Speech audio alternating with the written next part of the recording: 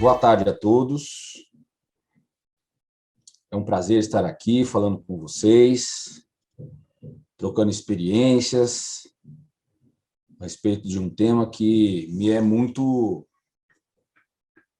peculiar, que é um assunto que eu já estudo faz um bom tempo, desde 2002, 2003 aproximadamente, quando, por ocasião de frequentar a faculdade de Direito da USP, eu pude escrever minha dissertação a respeito desse tema, que é participação nos lucros ou resultados da empresa. Esse estudo virou um livro com o mesmo nome, editado pela editora, Saraiva. E eu estou, nesse momento, agora fazendo toda uma nova revisão em razão das ocorrências que tiveram posterior à promulgação dessa lei, que foi no ano de 2000. Eu queria, antes de entrar no tema, agradecer ao convite para participar desse segundo congresso online da Pensar Contabilidade. Congresso Nacional Online. Eu já participei de vários congressos, como convidado, alguns como palestrante, e online é uma realidade. Os congressos que eu participei, muitos, sempre presencial, online pouquíssimos, vem crescendo muito nesse último ano, principalmente. Isso facilita o acesso à informação de todos, Aqui eu pude ler aqui no prospecto, são aproximadamente 300 horas de conteúdo. Isso é uma riqueza. Estamos na era da informação, é muita informação, e temos que procurar selecionar, cada um no seu segmento. Por isso, agradeço a oportunidade de compartilhar. Cada vez que a gente aborda um tema, a gente descobre coisas novas, facetas novas, escondidas lá no detalhamento, entre vírgulas, algo desapercebido, uma interpretação. Todo tema é assim, por isso que o direito ele demora um pouco para amadurecer o entendimento. Isso todas as normas, Constituição Federal, leis ordinárias, infraconstitucionais, qualquer que seja, e essa é uma delas. Então, para mim, foi uma oportunidade rever novamente esse tema, que é muito importante, como eu vou procurar explicar no decorrer aí desse nosso bate-papo mais informal possível. Embora aqui vá haver uma apresentação e tem uma ordem de apresentação que eu vou explicar, mas vai ser um bate-papo aí que espero que seja proveitoso para todo mundo, e para mim, com certeza, já está sendo, porque pude rebuscar elementos novos, Alguns que já sabia, outros que procurei refletir e cheguei a algumas conclusões. Então, agradecer a minha participação, ao convite, ao coordenador-geral, professor Edgar Madruga, muito obrigado pela aceitação da minha presença. A professora coordenadora da trilha de Direito do Trabalho, professora Camila Cruz, a minha advogada, minha sócia no escritório, Mascari Nascimento Advogados. Para mim é uma honra ter recebido esse convite. E eu queria falar que essa apresentação, eu separei ela em seis abordagens, que eu julguei mais oportuna, porque o tema é vasto. Tem bastante literatura, tem livros assim como o meu, tem outros livros que falam a respeito da participação nos lucros ou resultados da empresa. Existem artigos. Então, vocês dão um Google ou fazem uma pesquisa mais selecionada em alguma biblioteca, vão achar vários textos a respeito do tema. E eu procurei abordar seis frentes. Uma explicando a importância do tema. Por que ele é importante desde muito tempo atrás. Nesse meu livro aqui, que eu acabei de falar, eu tenho um capítulo só sobre a respeito de origens, a história da participação nos lucros. E essa celeuma da participação nos lucros, que antigamente só se falava em lucros, no passado remoto e no passado presente também. Participação em resultados apareceu na Constituição de 88 apenas, mas antes era tudo participação nos lucros.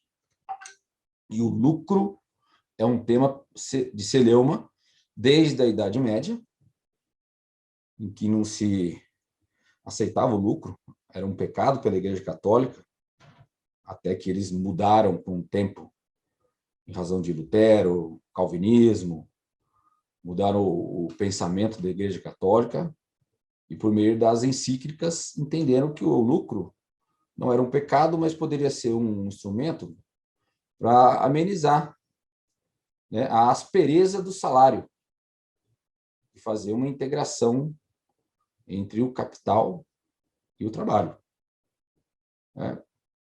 Porque o lucro está para o capital, assim como o salário está para o trabalho. Então, essa dicotomia de partícipes, empregado e empregador, a própria igreja entendeu que a participação nos lucros, que é um elemento do capital, poderia ser proveitosa para arrefecer e tirar um pouco esse viés, esse ranço conflitivo. E foi assim que, no final de 1900, 1890, começo de 1900, mudou-se todo o entendimento aí da Igreja Católica a respeito desse assunto. Então, a importância desse tema, não em razão de aspectos históricos, que já seriam suficientes, mas também em razão do que acontece no dia a dia, numa relação de capital e trabalho. Tem aspectos econômicos, não econômicos, que nós vamos falar. Também uma outra abordagem é sobre a evolução legislativa. Uma pequena evolução legislativa. E aqui eu abro um parênteses só para dizer o seguinte também, porque é oportuno dizer, que esse tema, ele é um tema que deve ser tratado não só pelo pensador do direito, o advogado, o jurista, que seja, mas também por outros operadores da ciência, como administrador, quer seja um administrador geral, um administrador do RH, um gestor do RH, ou até um economista, um profissional da contabilidade. Então, ele é híbrido, multifacetário. A minha função aqui, representando aqueles que refletem, e investigam a legislação, é trazer a minha faceta, que é a jurídica. Mas ele envolve muitos outros elementos que fogem à competência do operador do direito. Mas, de certa forma, alguma coisinha eu procuro trazer aqui de ordem prática, com relação às regras de implementação, regras facultativas, que a lei assim dispõe. Então, essa evolução legislativa, para trazer esse lado para vocês um pouquinho. Também os procedimentos, que assim a lei descreve. A expressão da lei é procedimentos pelos quais se podem implementar participação nos lucros ou resultados. Aqui, quais são os procedimentos? São os instrumentos jurídicos, os documentos que viabilizam, que dão legalidade, roupagem legal, né? Porque as coisas são feitas com base na lei. Com base na lei. As coisas deixam de ser, a gente faz ou não faz alguma coisa em razão da lei. Esse é o princípio da legalidade. Então, aí que está a importância da roupagem legal. É esse um elemento importante que eu venho aqui esclarecer, que são esses procedimentos, os instrumentos. Então, por exemplo, pode haver uma implementação de PLR por acordo individual? Pode haver implementação de PLR por regulamento interno da empresa? A lei especifica 3 outros. E só assim eles podem ser implementados para obter o benefício que a própria lei instrumentaliza e dispõe. Então, esse é outra faceta que eu trago. Um quarto ponto dos 6 que eu trago aqui hoje, que é a abordagem das regras obrigatórias. A própria lei, ela traz regras obrigatórias, né, pelas quais o plano deve ter. O que um plano de participação deve ter como regras fundantes, obrigatórias, estruturais, né? Então, são as vigas mestras, né, de regras internas do plano. Uma coisa é a roupagem instrumental, que são os procedimentos. Outra coisa, dentro disso, temos regras obrigatórias. São 6 regras que eu extraí da lei. Se elas não existirem, pode gerar uma invalidade do plano, uma ilegalidade, também dentro do princípio da legalidade. Né? Trago aqui também um elemento de regras não obrigatórias, mas regras facultativas, que é a quinta abordagem. Então, são regras que são mais disponíveis para os negociantes, para os empregados, para as empresas, para os sindicatos, para que eles possam, entre aspas, tramar, arquitetar um plano participativo. Aqui entra muito a ciência não jurídica. A jurídica dá a roupagem, dá os elementos obrigatórios. Agora, os facultativos, a lei sugere, eu vou dizer quais são. A maioria de vocês talvez já saibam, já teve contato com a lei, está tudo escrito lá. Fala que podem ser implementadas regras e dá alguns exemplos de regras. Eu trago elas aqui e obtive de planos, né, que já tiveram em minhas mãos, métricas, né, de implementação. Então, isso eu denominei regras facultativas. Vamos falar um pouquinho a respeito delas também. E, por fim, eu achei oportuno trazer uma abordagem super atual, né, que são os limites da negociação coletiva. Então, assim, já antecipando, um dos instrumentais, os procedimentos autorizados pela lei, é o que decorre das negociações coletivas, os acordos e convenções coletivas. E tem limite? Pode-se negociar o quê? As regras estruturais, que eu disse, podem ser objeto de negociação, estariam acima da lei? As regras facultativas é só referencial. Mas essas estruturais poderiam ser negociadas via sindicato via acordo ou convenção coletiva? É isso que também acho que é interessante, até porque, recentemente, houve uma decisão, isso em junho de 2020, recente, não tem um ano, do TST, a mais alta corte trabalhista, na sessão de dissídio individual, número 1. E ela trouxe novidades aí a respeito essa faculdade de negociar, porque, entre outras coisas, a reforma trabalhista de 2017, ela trouxe um artigo 611 dos seus incisos. Nesse artigo, fala que dispõe que a negociação se sobrepõe à lei. É o famoso negociado acima do legislado. Está lá na lei trabalhista, na CLT, artigo 611. Né? E nos seus incisos traz lá as matérias, os temas, a temática que poderia ser objeto de negociação coletiva que se sobreporia à lei. E um dos temas é a participação nos lucros e resultados. Então, qual é a extensão disso? Até onde pode avançar essa negociação? Em cima de regras, principalmente essas estruturais.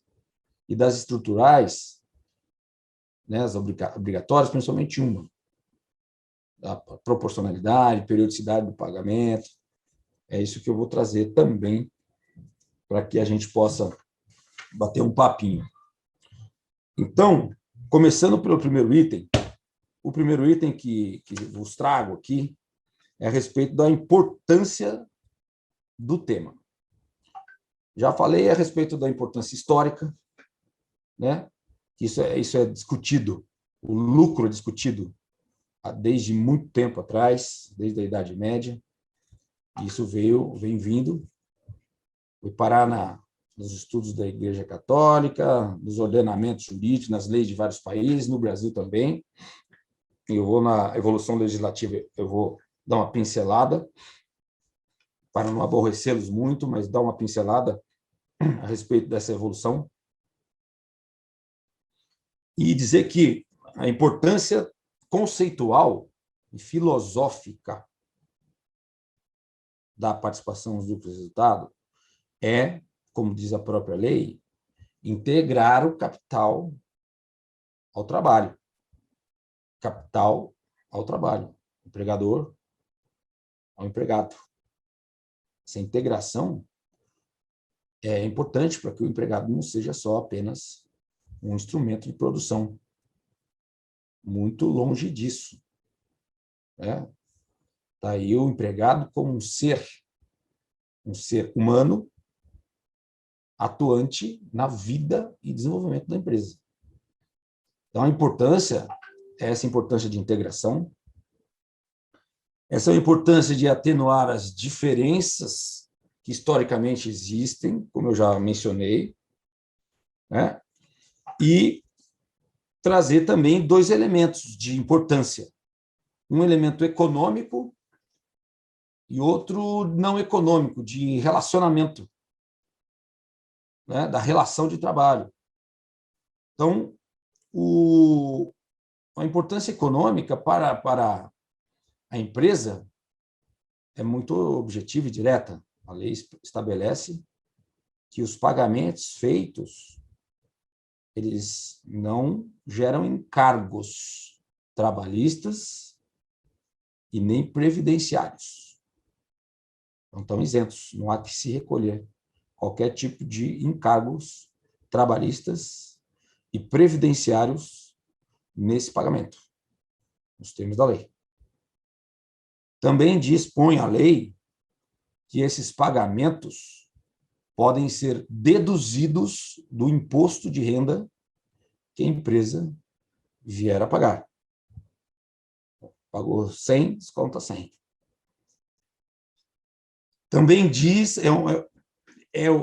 um entendimento natural, interpretação dessa norma, é que há um benefício econômico decorrente de uma redução de custo. Necessariamente, a empresa, dentro dos seus planos específicos, vai trazer métricas de redução de custos. Então, há esse ganho também para a empresa. Para o empregado, também sobre a ótica econômica, existem ganhos. Também de ordem previdenciária, haja vista que, neste pagamento, o empregado não recolhe sua quota à parte.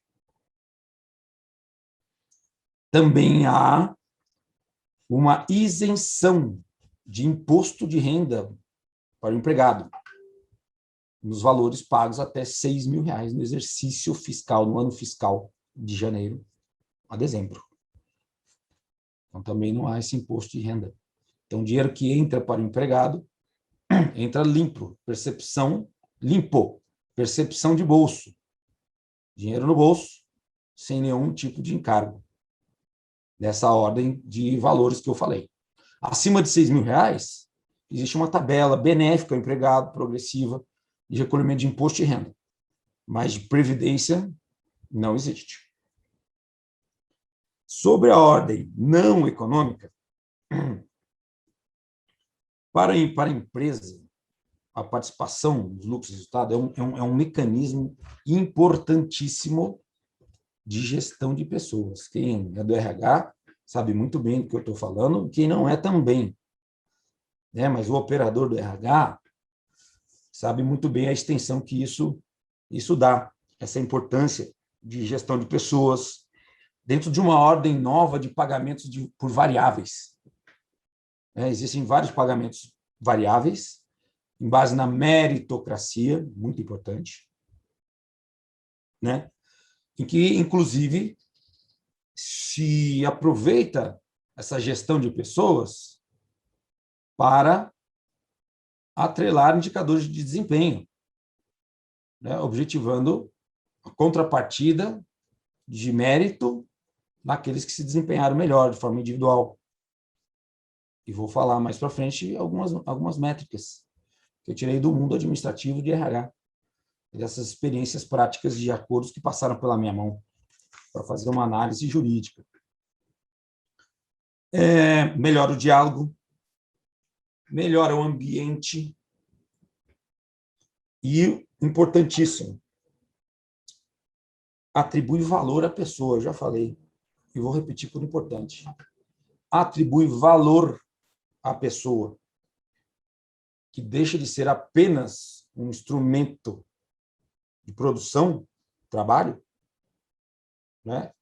parado ao capital, uma coisa mais fria, para ser uma coisa mais próxima. Ele participa da vida, do desenvolvimento da empresa, com sugestões, deu certo, participou de alguma forma, não deu, participou de alguma forma.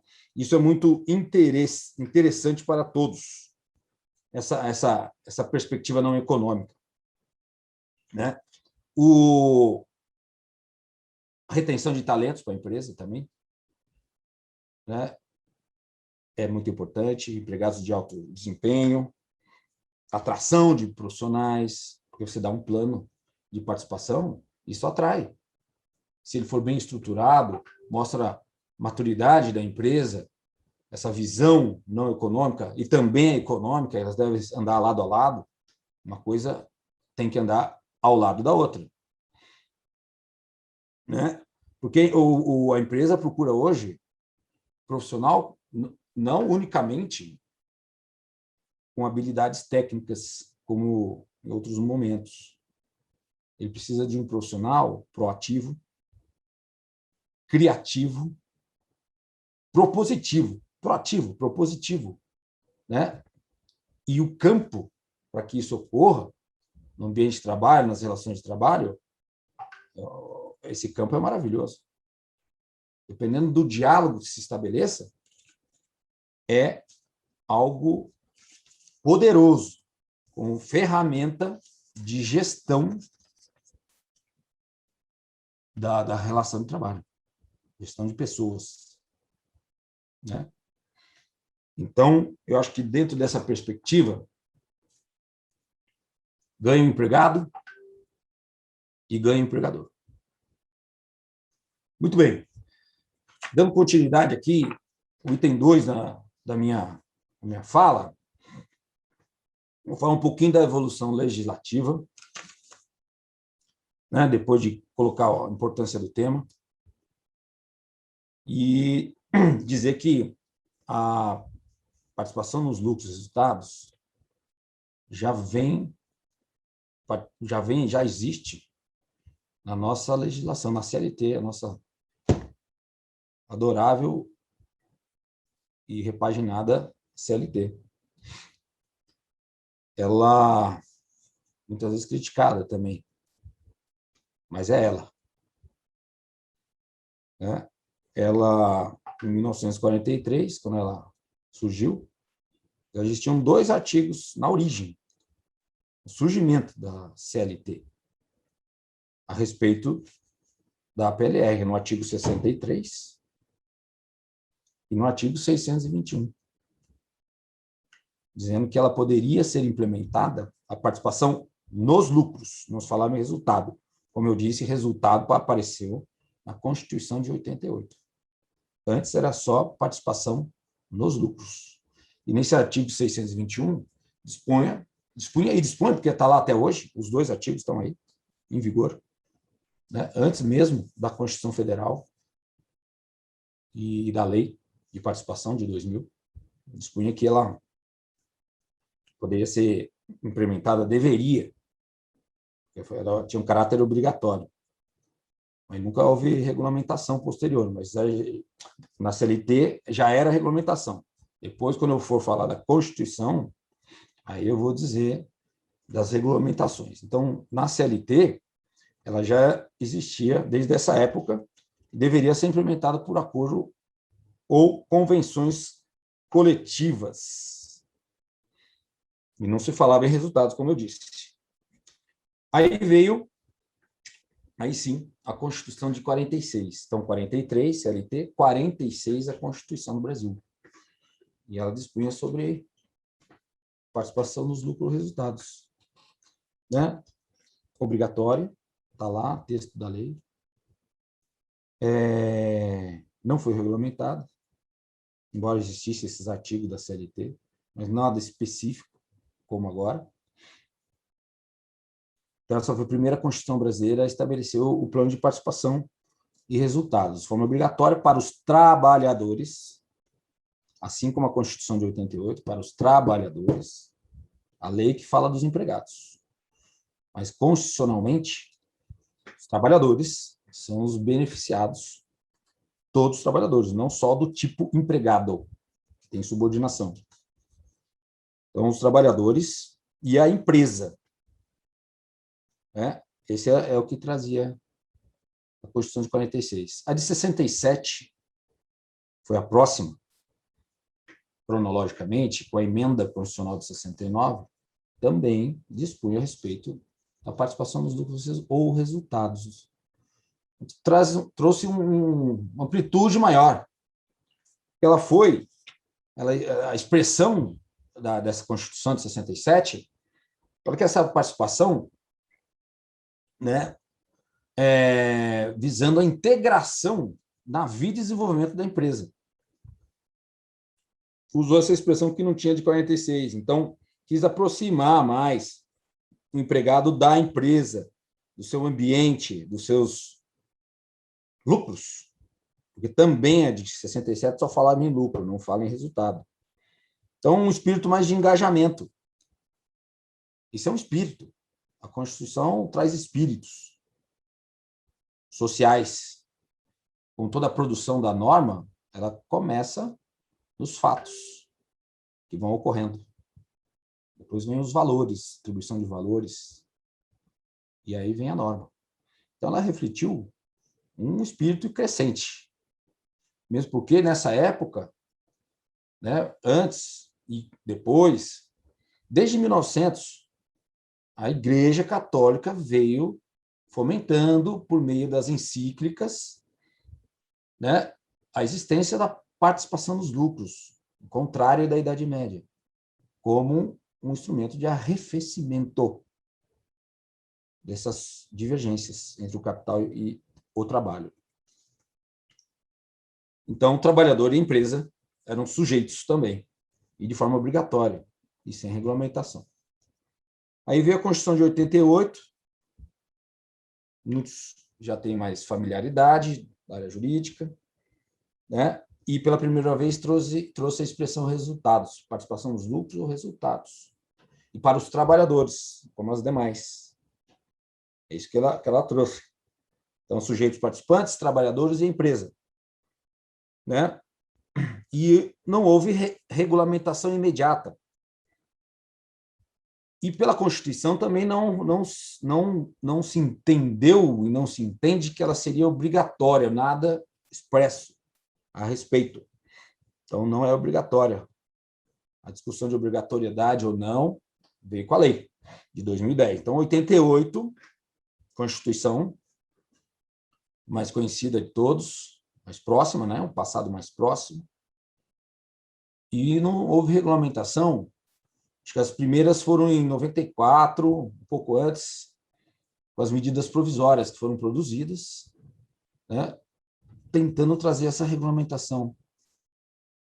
Né? Até que em 2000 houve a lei 10.101 de 2000.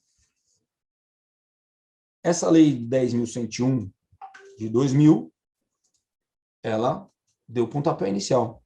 E como eu disse anteriormente, a lei precisa ser amadurecida. Os pensamentos, revisitar os pontos, contrapontos, a dialética, para que se entenda a extensão, as interpretações. Tem várias formas de interpretações, históricas, gramaticais, e vai por aí, os embates sociais, acadêmicos, empíricos, nas práticas, as dificuldades da implementação. Isso tudo vai enriquecendo a temática e vai criando o corpo, o tema. Então, em 2013, houve uma mudança, desculpem, da lei originária. Em 2020, houve outra. E essas mudanças de 13 e 20 foram incorporadas e estão até hoje nessa lei 10.101, com essas incorporações. Eu vou trazer aqui, essa de 2013 alterou 5 pontos principais. Né? O primeiro, importante, diz respeito às comissões, que é um dos instrumentos de validação. Disse que essas comissões, elas serão paritárias.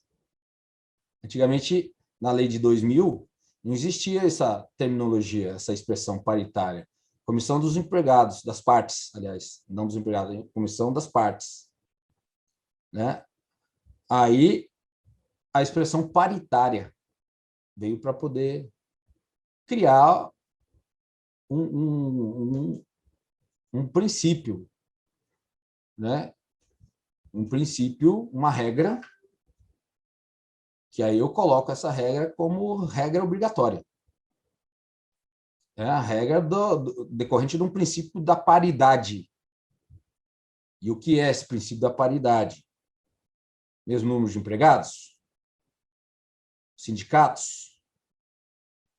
Tem que convidar os dois, patronal e profissional?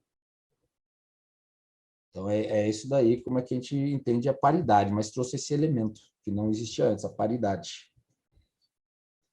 Houve também o pagamento, a periodicidade foi mexida. Os 2 pagamentos no exercício, no ano fiscal, se manteve, de janeiro a dezembro, no máximo. A periodicidade entre um e outro pagamento é que diminuiu de semestre para trimestre. Essa foi uma das mudanças de 2013. Né? Uma terceira mudança foi introduzir as atividades, as instituições sem fins lucrativos, como ente possível para se beneficiar da lei. Antigamente, da originária, em 2000, as entidades de fins lucrativos, assim como as pessoas físicas, a possibilidade era muito pequena delas aproveitarem os benefícios dessa lei. Então, em 2013, aumentou bem, e foi positivo, no meu entender, porque as entidades sem fins lucrativos, e eu já defendi isso no meu livro, ela também pode dar resultado, então ela pode se beneficiar por essa via do resultado. E isso aconteceu, essa mudança na lei de participação em 2013. Um quarto elemento é a utilização da lei de arbitragem. A lei de arbitragem, que também não estava expressamente oportunizado o seu uso na lei antiga, passou a estar, né? Antigamente, em 2000, só tinha lá uma forma de solução dos impasses. Impasses em diversas ordens de impasse. Impasse na escolha dos instrumentos. Convenção coletiva, acordo coletivo, comissão, pode ter um impasse aí. Pode ter um impasse nas escolhas das regras facultativas. Pode ter um impasse na apuração. Várias coisas podem ter impasse. Questão da proporcionalidade, enfim, vai embora. Impasse sempre tem na vida moderna, né? Então, antes já se estabelecia que a mediação e a arbitragem seriam mecanismos de resolução de impasses, solução de conflitos. E aí, em 2013, disse-se expressamente que a arbitragem, a lei da arbitragem, portanto, ela pode ser lançada para fins de solução.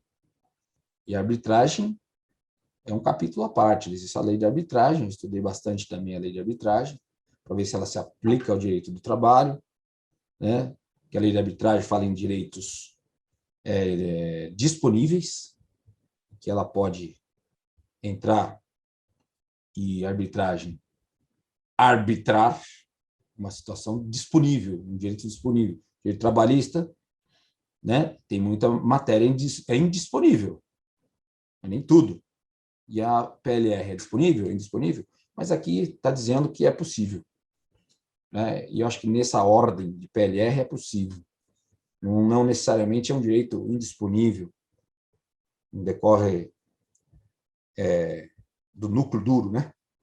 Dos direitos trabalhistas.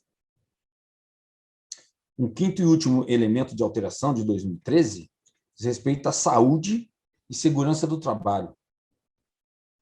Saúde e segurança do trabalho. Isso já existia dentro de uma interpretação do direito do trabalho, que tem direitos indisponíveis, tutelados pelo Estado, garantidos pelo Estado, que as partes, empregado, empregador e mesmo o sindicato, eles não podem regular de forma contrária do que está na lei.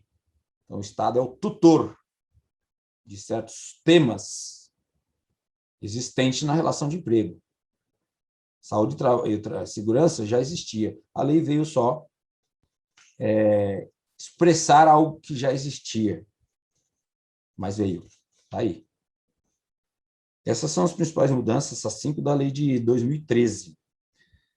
Da lei de 2020, ela trouxe 4 pontos principais de alteração. Algumas já existiam. Por exemplo, a própria entidade sem fins lucrativos, que já foi mexida em razão da lei de 13, a de 20 ampliou mais ainda, indicando que as entidades definitivamente sem fins lucrativos podem se usufruir da lei de participação no quesito resultado. Trouxe também uma segunda alteração, a lei de 2020, na lei originária, dizendo que podem ser formulados múltiplos e simultâneos planos. Então, pode haver um acordo coletivo junto com a convenção coletiva? Pode. Pode haver uma comissão, um plano decorrente de uma comissão, com um acordo coletivo? Pode.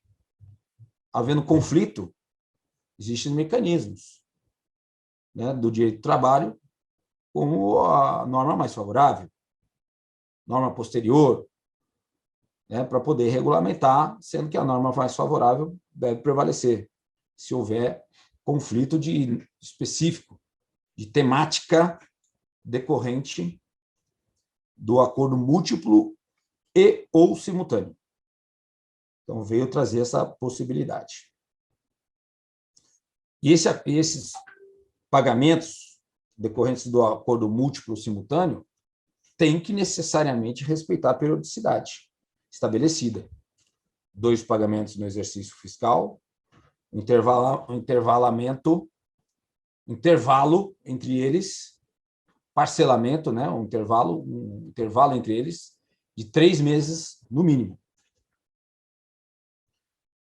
Um outro elemento que veio trazer uma nova situação na lei originária é a pactuação prévia, né, ao pagamento. Então, a pactuação prévia já existia. No meu entender, isso é um elemento também fundante, estrutural, obrigatório, uma questão de razoabilidade, de bom senso jurídico, de lógica jurídica, bom senso normal das coisas, porque como é que pode o empregado ele entender, quer chegar à meta, objetivo, se isso não está estabelecido previamente? Então, a pactuação prévia já existia, não estava. Estava na lei escrita a pactuação prévia, mas aqui veio criar a exceção.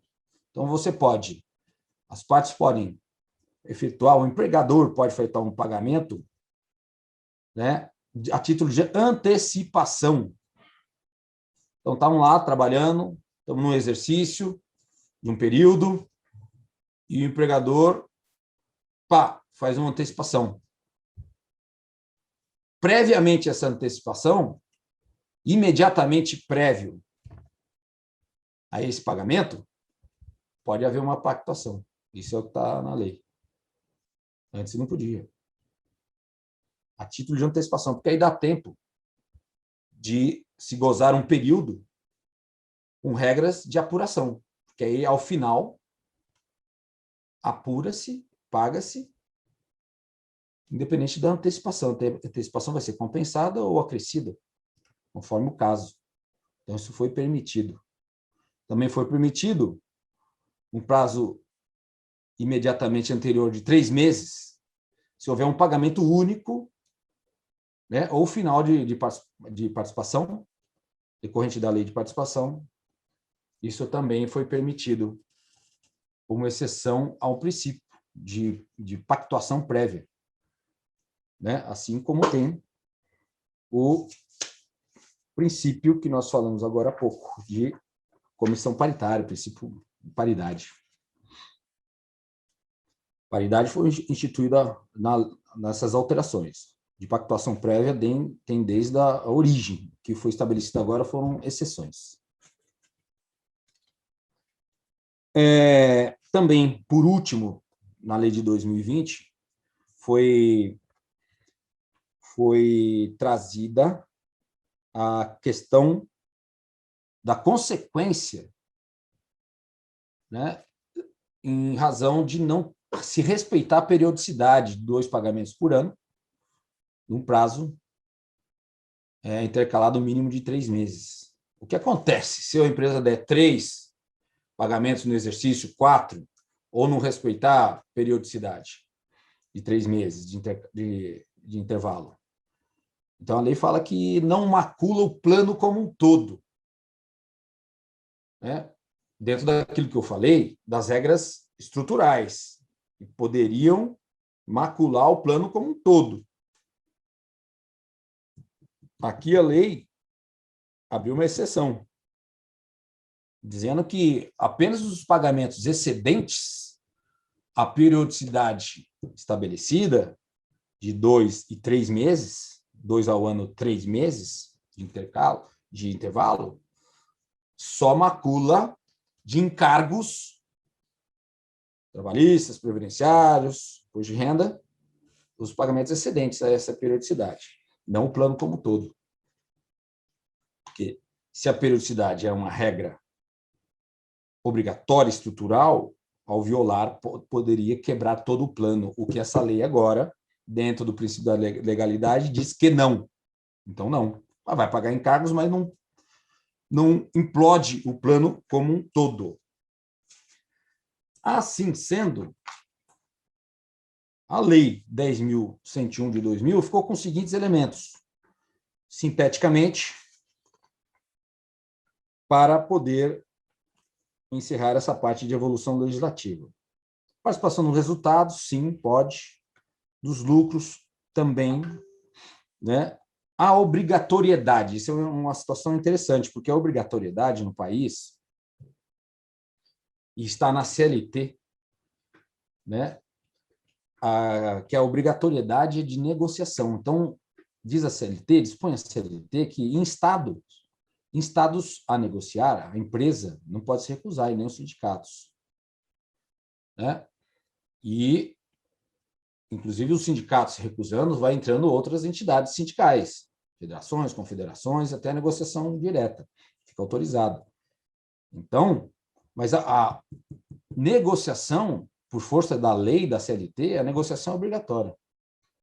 Então, assim convocado, até por um espírito democrático, né, de você fazer parte de uma sociedade que se espere democracia, negociação, diálogo. Agora, o resultado não, depende. O resultado pode ser que não se concretize. Inclusive, tem doutrinadores significativos, importantes, que mencionam que a recusa já é uma negociação, né? Porque houve a recusa em negociar. Mas há que haver a manifestação. Né?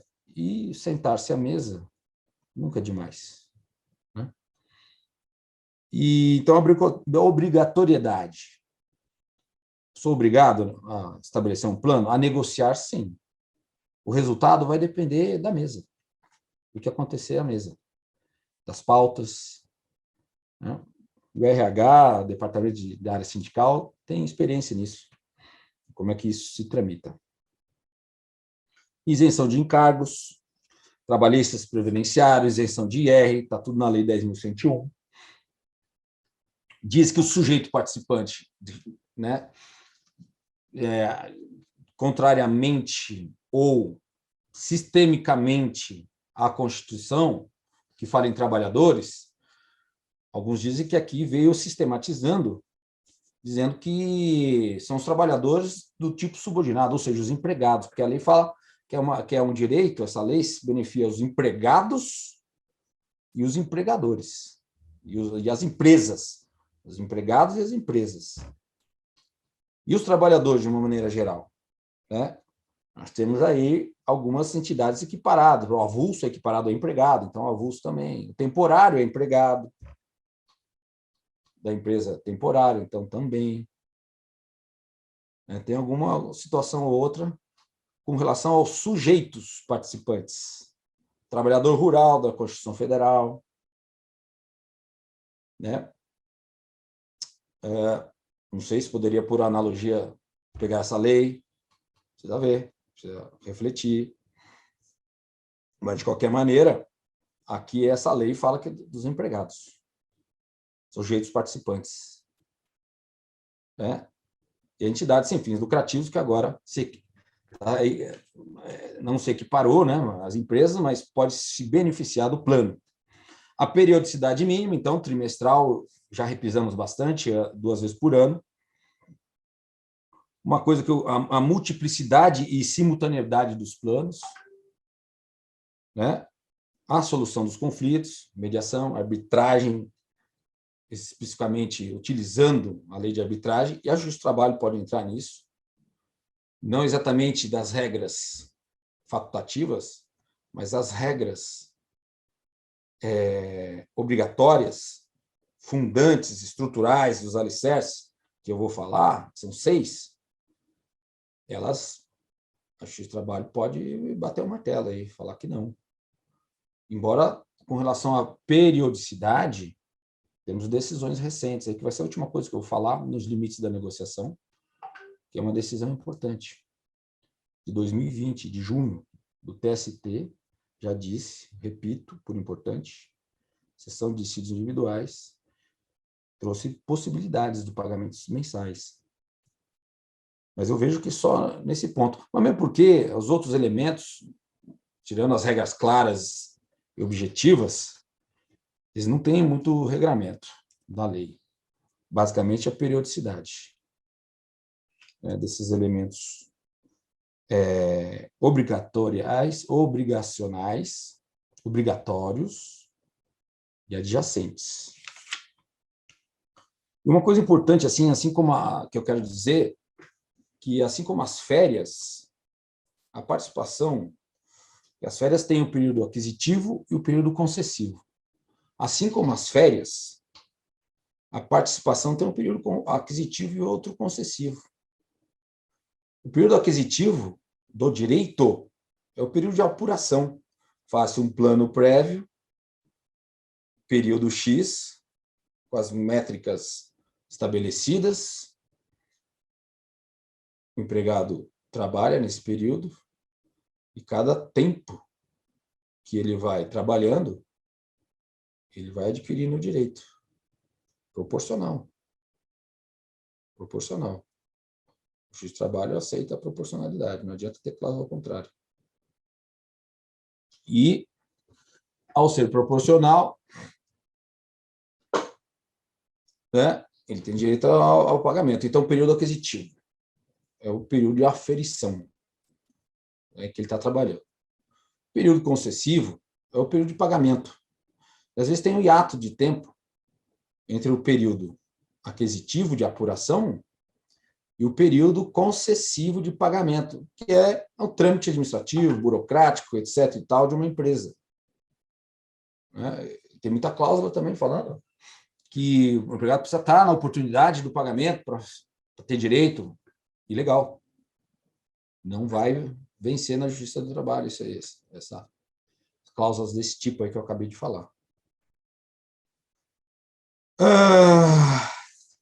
Eu acho que nesse item foi passada a mensagem.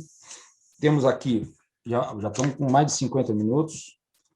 O tempo máximo é 60, eu vou passar rapidamente aqui a respeito desses procedimentos, a lei fala em procedimento, os documentos jurídicos, que eu já referi aqui há muito tempo, para dar validade, a roupagem, validade ao plano do PLR. O acordo coletivo, que é a negociação, sujeitos participantes do acordo coletivo. De um lado, a empresa. De outro lado, o sindicato, os empregados, a categoria profissional. É assim que se conceitua um acordo coletivo. São sujeitos envolvidos. Prazo de 2 anos, está na lei. E a exigência, para que assim se configure, pelo lado do sindicato, é a Assembleia dos Empregados. Então, precisa chamar os empregados na Assembleia e explicar e votar, para ver se eles aceitam ou não o plano. É uma boa via. É uma boa via. Eu entendo que a segunda melhor via, a primeira é a direta, lá, que eu vou falar das comissões, e as convenções coletivas, elas são vias também, as convenções. Está previsto desde, como eu disse, da CLT, artigo 63, 621, falava das convenções. Mas as convenções é um pouquinho complexo entender que uma convenção que cria regras para toda a categoria vai criar um plano específico para cada empresa. Não vai criar um plano rasante. que não seja rasante, mas que vai ser para todas as empresas.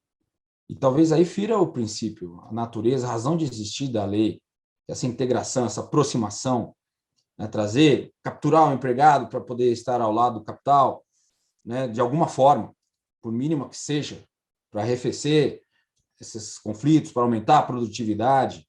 Então, distancia.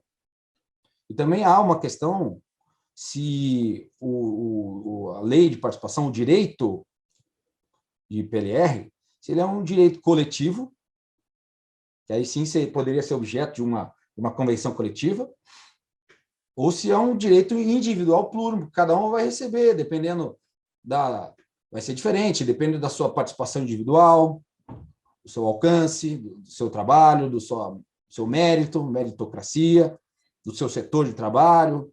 Então, tem tudo isso para discutir a respeito das convenções coletivas. Mas o prazo de 2 anos também, e essas são as dificuldades, né, de implementação por essa via.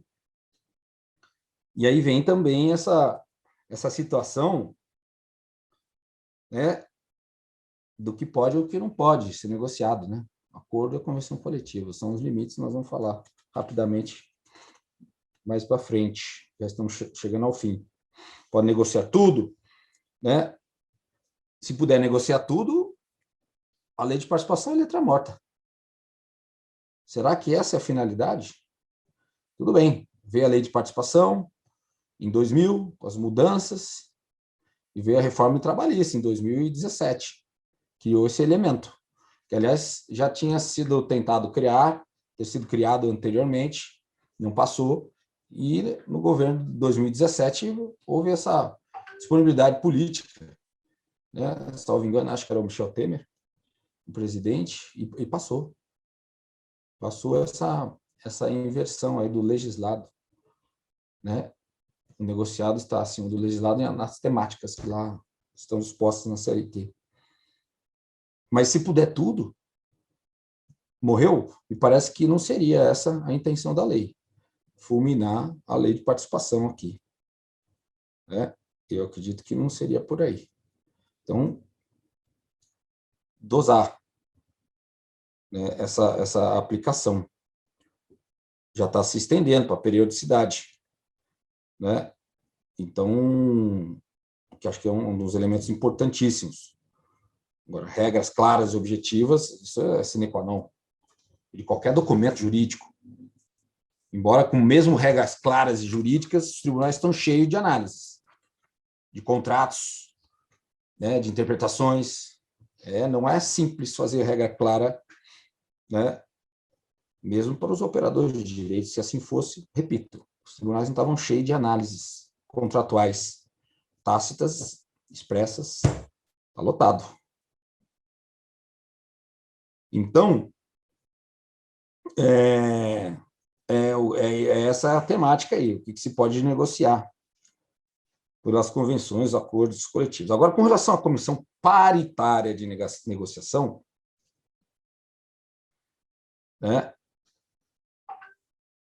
ela não tem duração, porque não há previsão legal. Prazo de revisão também não tem. Não existe prazo de duração.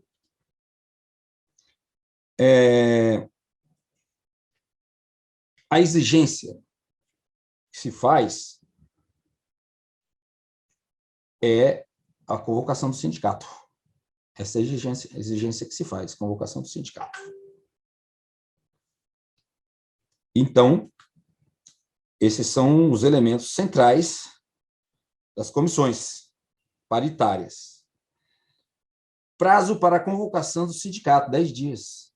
Então, se estabelece a comissão e tem prazo para chamar os sindicatos, 10 dias. E como eu já disse aqui, repito, o princípio paritário foi instituído com as mudanças de 2013, ele estabelece que deve haver o que é o paritário. Então, assim, pegando na lei das comissões de conciliação prévia, lá tem a previsão de comissões paritárias, dizendo que tem que ser o mesmo número de membros, representantes dos empregados e empregadores. Então, por analogia, eu procurei trazer aqui esse conceito paritário para poder aplicar nessa lei de participação. Então, paritário, as partes, e a convocação do sindicato, ela é necessária para poder se atender ao princípio da paridade. A participação é facultativa, ele pode vir a sentar à mesa ou não, depende dos interesses, do sindicato, do momento do sindicato, de querer entrar num assunto XYZ, a categoria XYZ, mas se ele não sentar e o outro sentar, não fere o princípio da paridade na medida em que houver a convocação de todos, né? E aí, também, por oportuno, eu falo que deve haver a convocação das categorias diferenciadas, se tiverem à mesa, né? Se a temática, se o chamamento da negociação for para categorias diferenciadas. E também para as categorias, um acordo nacional. Os empregadores representados. Então, eu, de São Paulo, posso representar, porque assim foi decidido pelos empregados, os trabalhadores, os empregados de outra região qualquer do país, do Sul, do Nordeste, do Norte.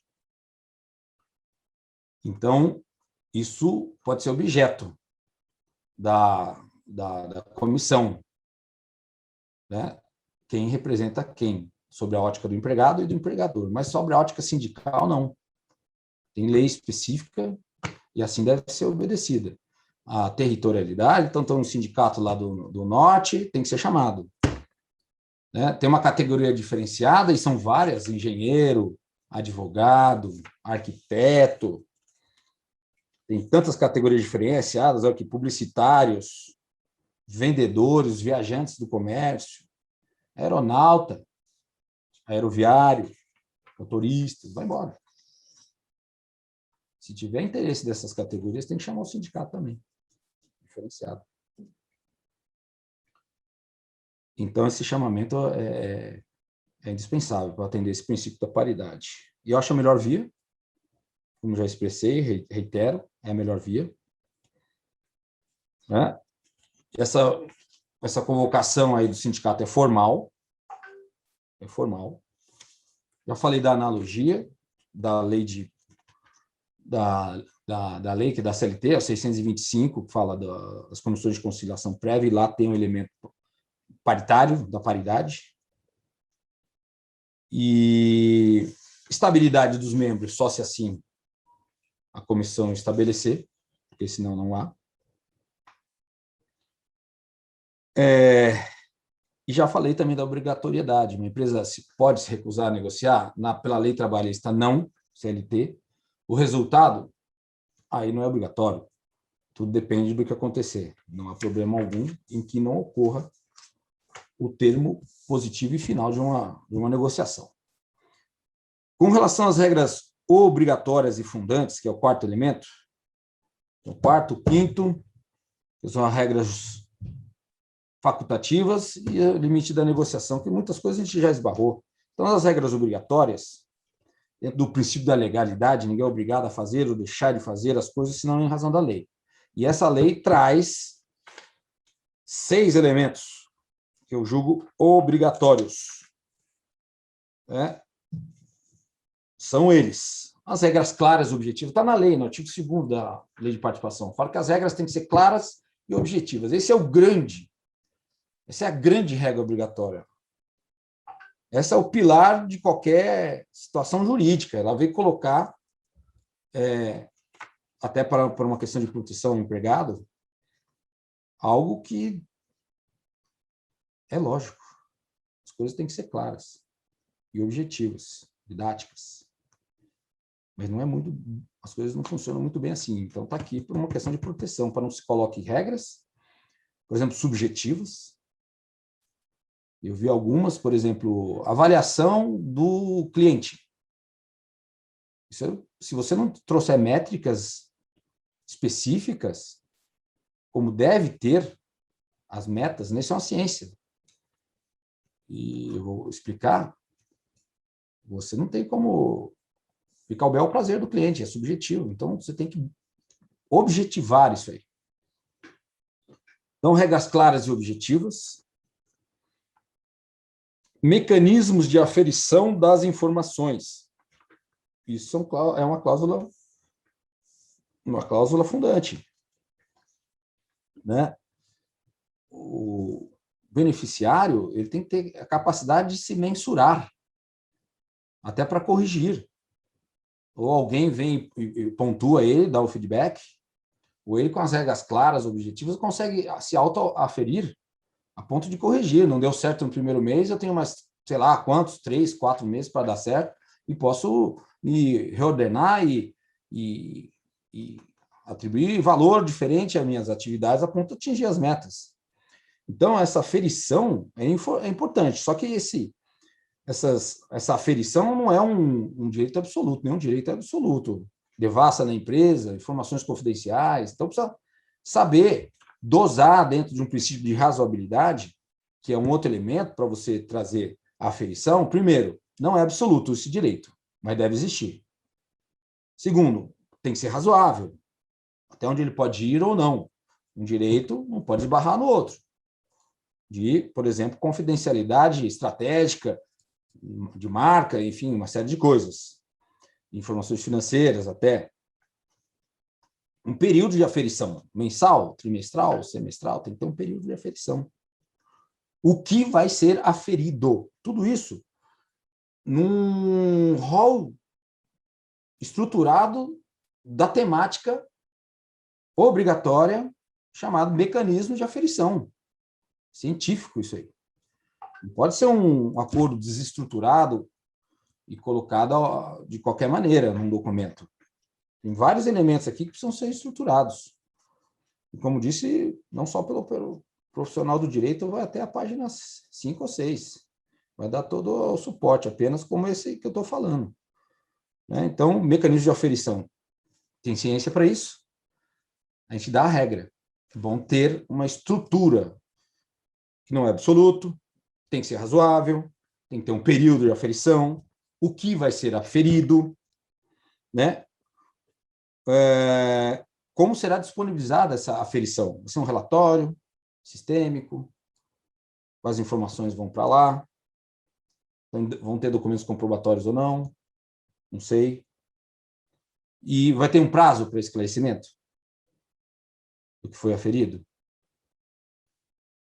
Ou contestação, esclarecimentos, tudo isso tem que ser levado em consideração dentro de uma inteligência científica desse instituto, que é o mecanismo de aferição, para se ter uma ideia. Então, isso é uma outra regra que a lei fala que deve, a lei de participação fala, deve constar de um plano de participação esses elementos que eu estou trazendo agora, que são 6. Então, regras claras e objetivas, que são obrigatórias e estruturais. As demais que eu estou falando agora, como mecanismo de aferição, são adjacentes. A lei fala que são adjacentes. Então, adjetivas, né? Ou adjacentes. Fala em regras adjetivas. Então, tem a substantiva, que é clara e objetiva. Adjetivas vem mecanismo de aferição, que acabamos de falar. Tem a periodicidade, a lei fala que é regra que deve constar, embora a própria lei já dá o contorno dos 2 anos e o trimestre. Período de vigência do acordo. Então, deve ter um período lá. Se não tiver, pode ser invalidado. Porque são regras obrigatórias. Deve constar. Repito, a lei fala, deve constar. Então, período de vigência, deve constar um período. Prazo para revisão do acordo, deve constar. Repito, sob pena de nulidade e ilegalidade do acordo. A pactuação prévia, não está escrito lá? Não, está escrito lá, no artigo 2º, um pouco depois, em algum inciso 2, está lá falando de pactuação prévia. E a gente trouxe a exceção criada pelas leis posteriores, acho que foi de 2020, que criou a pactuação a exceção à pactuação prévia. Então, a pactuação prévia está na lei, tem 2 artigos da lei de participação que falam em pactuação prévia. Então, esses instrumentos que são atravessados no meio, precisa tomar cuidado. Se houver prova disso, pode dar zebra. Né? Essa pactuação prévia respeita o bom senso e uma lógica jurídica. E é razoável que assim ocorra. Então, tem várias coisas que podem fulminar uma falta de pactuação prévia. O bom senso, lógica jurídica, razoabilidade, a própria previsão legal, né? Para fins de validação do plano. Certo? E a exceção que já trouxe pela lei. Então, esses são as causas obrigatórias. Cláusulas facultativas, aí estou me atrevendo, né? É uma área mais específica de outros operadores da ciência, né? Mas me atrevo aqui a dizer, por exemplo, a lei fala em produtividade, mas ela não fala que deve.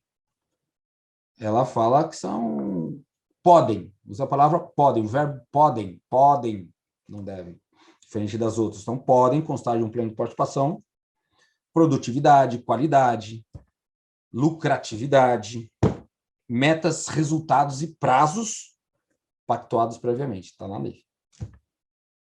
Né? E aí, ao estudar o que é meta, resultado, tal, tem diferenciação, é uma ciência. O objetivo é algo macro. Por exemplo, vou aumentar o número de clientes. Isso é um objetivo. Como, o que eu vou fazer, quais são os steps, os passos, passo a passo, para chegar nisso, a especificação, aí vem as metas. Né? E é uma ciência, eu li aí que tem a questão a meta tem que ser específica, tem que especificar a meta, mensurável, você tem que poder mensurar ela, atingível, relevante e baseado no tempo, tem um tempo. Em inglês é SMART, todas essas iniciais aqui em inglês, né, dão a palavra SMART, específica, mensurável, atingível, relevante, baseado no tempo. Isso é uma ciência. Os administradores, RHs, expertise, contabilidade, tem isso com facilidade para poder ajudar a elaborar o plano, que ele é multidisciplinar, a elaboração de um plano desse. Então, o objetivo é o máximo, onde eu quero chegar, metas com essas regrinhas aqui, como que eu vou fazer para chegar. Resultado é a aferição aí, que define se alguém atingiu ou não essas metas. Indicador de desempenho. Metas, tem metas gerais, econômicas, metas coletivas, setoriais ou por equipe. Tem metas individuais aí entre o indicador de desempenho. Pode ter várias. Né? Pode ter metas por setor? Pode. Pode ter por equipe? Pode, diferente de outra equipe? Pode. Por estabelecimento? Pode, diferente. Né? Por função. O que não pode é um empregado receber dentro do setor, dentro da função, dentro do estabelecimento, né? Ou dentro da equipe, um receber e outro não. Aí pode dar um problema de isonomia e discriminação. Vai tomar cuidado com isso aí. Então, exemplos de metas, rotatividade, pessoal, tem um monte que eu relacionei aqui. Na área comercial, interações nas mídias sociais, número de reclamações de clientes, cumprimento de orçamento, qualidade de acessos ao site, assiduidade, absenteísmo, condições de segurança, higiene, prevenção de perdas, cumprimento de prazos. Pode haver uma meta individual? Pode, só para aquele empregado, setorial também, como eu disse, resultado de um setor ou uma equipe. Pagamento para toda empresa? Pode. Atingir o resultado tal econômico? Um número para todo mundo. Pode ser não só para toda empresa, mas diferenciado, pode também. Lucro, for em cima do lucro, que é mais complexo, em razão de algumas informações confidenciais, naturais, que assim seja, né? Mas lucro significa lucro, não significa dinheiro em caixa. Lucro líquido, lucro bruto, lucro acumulado, entra? Os juros que remuneram lucro, entra? Não foi decorrente do trabalho, foi em decorrência de uma atividade financeira. Entra, não entra? Precisa estar especificado. Lucros destinados à reserva de capital, entra ou não entra? Então, tudo isso, os operadores específicos são experts. Por último, dos limites da negociação. Então, regras de saúde e segurança não podem, critérios objetivos não podem, PLR como única forma de pagamento não pode, porque se é o empregado um sujeito participante, o empregado recebe salário. Então, se ele receber só PLR, está distorcida a situação. Então, tem que ter um salário e não só PLR. Então, não pode ser pagamento de empregado só com PLR, porque PLR não é salário, nos termos dessa lei. Substituição de uma parcela salarial por uma de natureza PLR não pode, a lei assim estabelece. Não sei se eu já falei aqui a respeito de um caso que eu tive, de um acordo coletivo que fez os pagamentos de PLR, mas com natureza salarial, não se beneficiando da lei. Eu acho que já era antigo. E depois quis se aproveitar da lei, utilizar da lei, para poder dizer que aqueles pagamentos, aquele plano, agora se submetia aos benefícios da lei de participação. Não foi aceita, só um anulatório do Ministério Público dessa cláusula foi instituída por acordo coletivo. E a própria lei fala que não substitui, não pode substituir.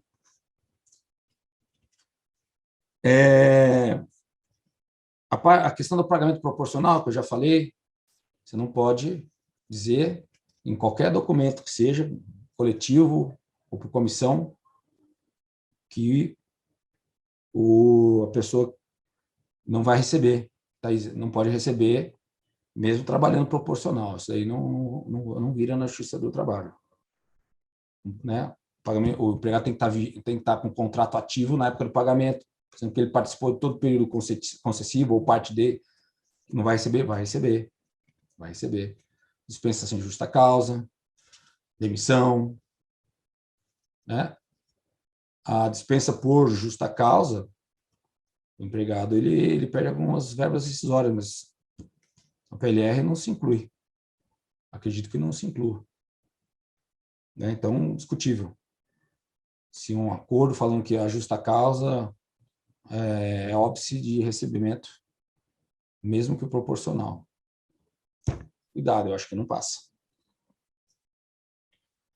Então, o que pode ser negociado é pagamento de valor fixo, pode, mas decorrente de uma meta específica. Diferenciação de metas, pode. Segmentação, pode, desde que devidamente justificada.